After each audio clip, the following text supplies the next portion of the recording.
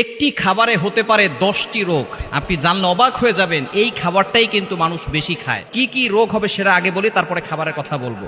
1 number যে রোগটা হবে সেটা হচ্ছে আপনার ওজন বৃদ্ধি পাবে। মনে রাখবেন, আপনি যদি সুস্থ থাকতে চান তাহলে ওজন বৃদ্ধি করলে কিন্তু আপনি সুস্থ থাকতে পারবেন না। 2 নাম্বার হচ্ছে ডায়াবেটিসের ঝুঁকি বাড়ায়। 3 নাম্বার হচ্ছে হৃদরোগের ঝুঁকি বাড়ায়, রক্তচাপ, হৃদরোগের ঝুঁকি এগুলো বাড়ায় এবং আস্তে আস্তে করে বড় ধরনের রোগের দিকে সে আস্তে আস্তে চলে যেতে থাকে।